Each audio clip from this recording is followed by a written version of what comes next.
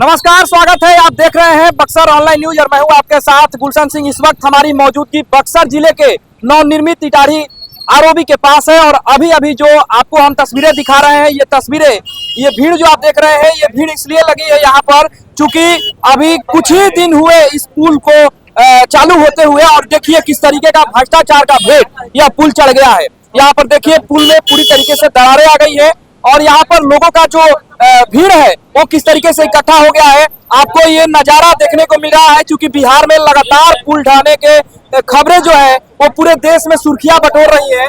अभी हाल ही में भागलपुर में विक्रमशिला पुल ढहने के बाद काफी जो है राजनीति हुआ, सियासत हुआ, कई बिहार के अलग अलग हिस्सों में पुल जो है टूट रहे हैं। अब अभी बक्सर में भी हाल ही में यह पुल जो है 26 करोड़ 40 लाख के लागत से यह पुल बन करके खड़ा हुआ और इस पर आवागमन जैसे ही शुरू हुआ, बिना उद्घाटन किए हुए जब इस पर आवागमन शुरू हुआ, लोग जो है जो राजनीतिक दल के जनप्रतिनिधि हैं या फिर कोई भी राजनीतिक दलों के जो नेता हैं वो लगातार श्रेय लेने की होड़ में जुट गए। लेकिन सवाल यह है कि जब ये पुल चालू होने के साथ ही बिना उद्घाटन से पहले ही या जब पुल ढह गया, यहाँ पर दरारें आ गई, इस पुल में क्रैक कर गया, तो फिर इसका श्रेय कौन लेगा।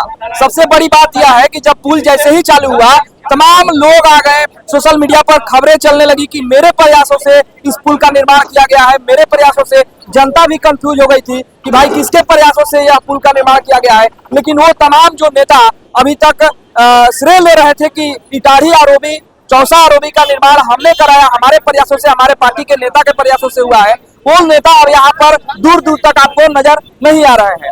यहाँ पर केवल यहाँ के स्थानीय लोग, स्थानीय राहगीर जो इस पुल को देख करके और भीड़ लगाए हुए हैं, वही लोग यहाँ पर नजर आ रहे हैं जो लोग इस पुल से प्रतिदिन आवागमन कर रहे थे। आपको बता दें कि इटाढ़ी रेलवे क्रॉसिंग फाटक जो है वो पिछले 1 जून को बंद कर दिया गया और अस्थायी रूप से बंद करने के बाद यह माना जा रहा था कि अब जो आरओबी बन गया है ये मजबूत स्थिति में है और यहाँ से भारी वाहन से लेकर के 2 पहिया वाहन भी यहाँ से जाएंगे। लेकिन जैसे ही उधर बंद हुआ और इधर गाड़ियों का दबाव पड़ा, ओवरलोडेड ट्रकें जो है बालू लेकर के इस आरओबी पर चलना शुरू किए, जिसके बाद आज सुबह यह घटना देखने को यहाँ पर मिला कि किस तरीके से आरओबी में क्रैक आ गया है, दरारें आ गई हैं, धंस गया है। नीचे से भी बताया जा रहा है कि जो पिलर्स हैं उनमें दरारें दिख रही हैं। हालांकि अभी तक यहाँ पर जो इस आरओबी के ठेकेदार हैं वो यहाँ पर नजर नहीं आ रहे हैं, जो संबंधित पदाधिकारी हैं वो यहाँ पर नजर नहीं आ रहे हैं। लेकिन यहाँ पर जनता जो है वो काफी संख्या में है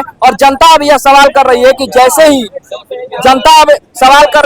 ही यह आरओबी पर, इस आरओबी पर आवागमन गाड़ियों का शुरू हुआ वैसे ही यहाँ पर नेताओं का श्रेय लेने की जो होड़ है वो मच गई थी। लेकिन अभी जो है जब ये घटना हुई है, हादसा हुआ है, इसके बाद कोई नेता यहाँ पर नजर नहीं आ रहे हैं और लोग अब पूछ रहे हैं कि इसका श्रेय कौन लेगा।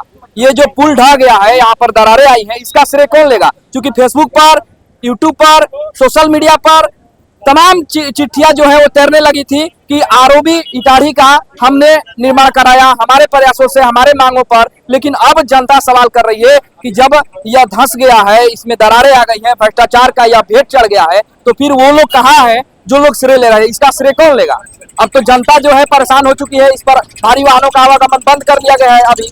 और इधर इटाढ़ी रेलवे फाटक जो बरसों से यहाँ पर चल रहा था उसको भी रेलवे की तरफ से बंद कर दिया गया अस्थायी तौर पे 1 जून को। और इधर 5 जून को आज सुबह ये घटना यहाँ पर देखने को मिल रहा है कि किस तरीके से अभी पुल बन करके तैयार हुआ, पुल पर आवागमन शुरू किया गया, उद्घाटन नहीं किया गया और उद्घाटन से पहले ही पुल का ढह जाना कहीं ना कहीं पूरे सिस्टम पर सवाल खड़ा कर रहा है कि भ्रष्टाचार में पूरा सिस्टम जो है वो लिप्त है। हमारे साथ बहुजन समाज पार्टी के जिला उपाध्यक्ष रमेश राजभर मौजूद है। रमेश जी, क्या कहेंगे, सरकार जिस तरीके से दावे कर रही है कि विकास के रास्ते पर अग्रसर है बिहार और बिहार में लगातार पुल ढह रहे हैं, आज बक्सर में ये देख लीजिए जो नजारा, ताजा नजारा, आप यहाँ पर मौजूद भी हैं, क्या कहेंगे।